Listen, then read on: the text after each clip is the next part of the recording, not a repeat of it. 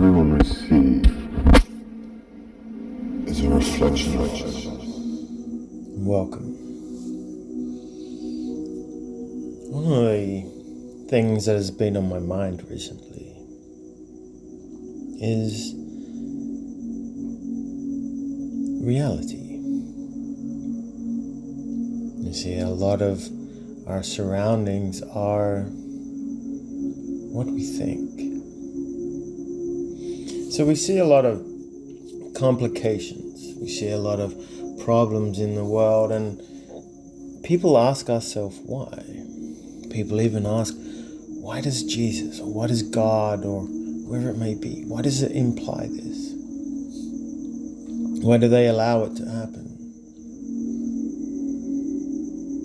What is it that the world really is? You see, a lot of the change is happening, whether it's consciousness or evolution. Maybe it's just enlightenment to an nth degree. But you see, the question is, how does one change their reality? How does one understand what it means there are so many people talking about it? Some true, some inaccurate. Some are just there to try to make a living and following the trend of society. Neither here or there. But what does it all mean? How does it create the reality? How is it that we see these things in everyday life? What is real? What is superficial? What is false?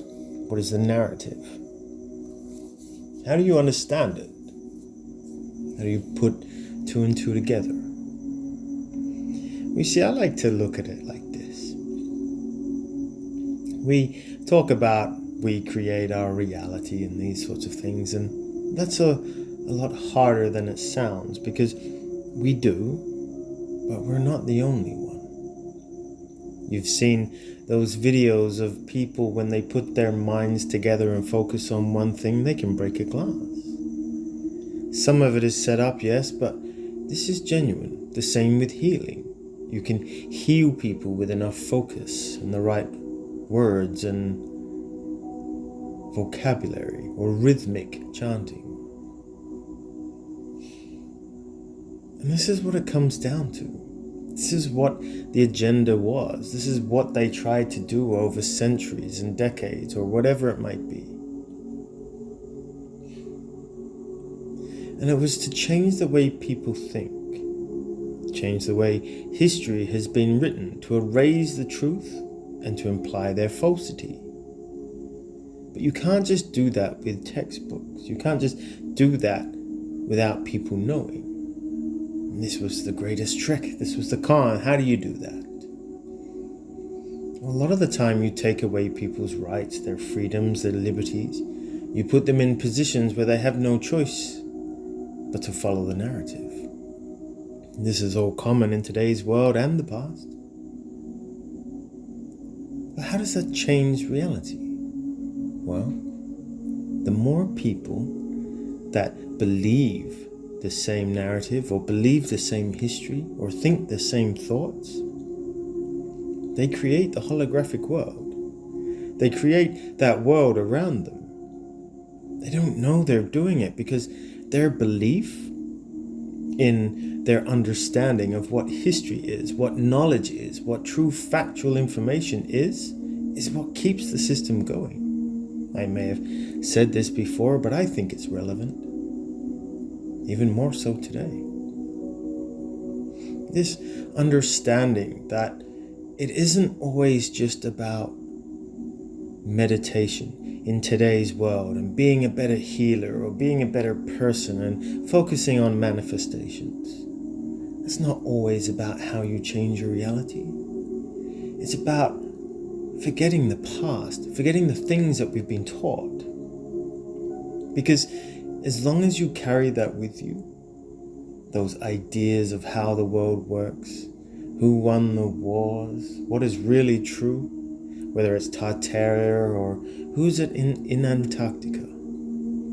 It doesn't matter about the actuality of facts, but more about that we've been lied to. This is the core of values, the underlying factors that change our reality. The more we focus on our belief system, that the things we've learned, the things we've been told, that's what keeps it going. So how do you change your reality? How do you change? Well, it's not just us. It's not just the individual. It's the masses. The more of the masses that are indoctrinated into believing a specific system or a specific way or thought or history, the more it goes. This is why fear works. Well, at least it used to. We're fixing that. Because it puts people in a state of shock and fear, and they tune in and they talk about it with their friends, and then they think about the same thoughts. And then that connects to a history of war or manipulation or fear or anger. So these continue to play out across the world because that is how people are creating the matrix. Think of it like the Minority Report, where, spoiler if you haven't seen it, but the three sort of seers who are predicting the outcomes. Think that on a global scale. But instead of predicting outcomes, they are creating the present moment and future moments, because they are paving the way. The same story like we hear how manifestations in thought can create temples, how it can make things happen. With enough people vibrating at the same level on a football field, you can get your team over the line. I've talked about this previously. So sometimes you have to think it isn't always about what is to occur. Maybe it won't. But the shift in consciousness, the shift in people's belief in the structure and what they know, learning more, changing the patterns, changing the way that they think. Sometimes it isn't even the pattern itself, but the idea that the thought changes, it observes things, it understands that maybe the things we were taught are wrong and we've been lied to. So we start thinking differently. And the more and more of us that think differently and think better thoughts and think more loving connections, that radiates outwardly. The light bearers, the light givers, the star seeds, walking around town, planting the seeds, bringing light around, changing people's ideas of how the world works. We can focus on the manifestations of what we desire, and gladly God and the universe and all those things will supply it for us, no doubt. I believe that myself. I am confident in that journey. When it occurs, it doesn't matter. And we can focus heavily on that and try to manifest that without taking the things from the past. We go through these challenges, we raise our vibrations, and we attend to all those things that need attending to in the garden of humanity. But sometimes we can overlook the things that really matter. We're trying to go along with the ride and people are trying to keep up, trying to create manifestations for the things, but eventually they change their topic and their mind goes elsewhere. Or maybe they see things that are coming into the equation better and faster.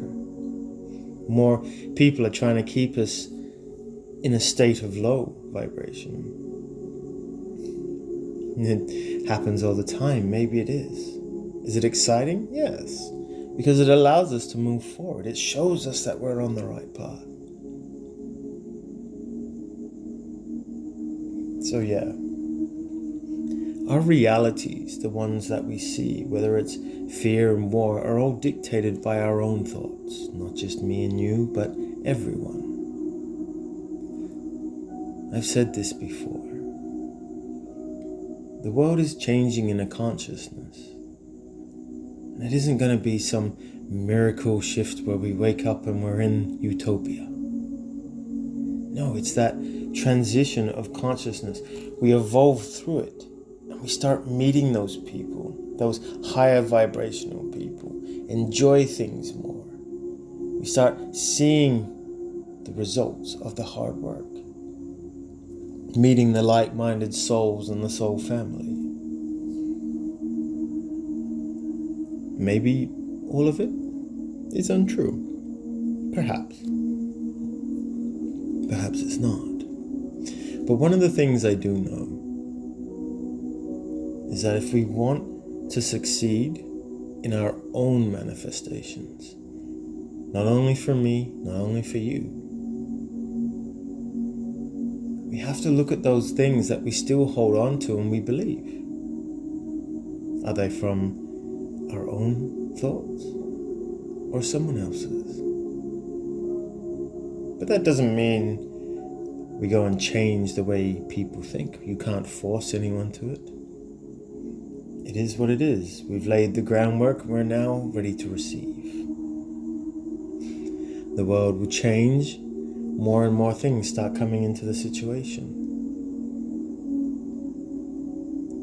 So the videos we watch play a big part in this story.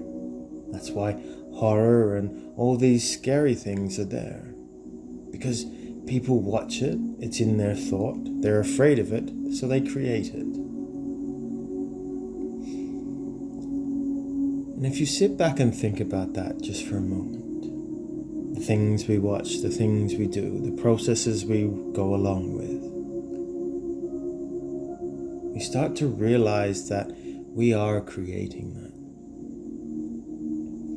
And it wasn't just there from the beginning. It was a fabricated idea for us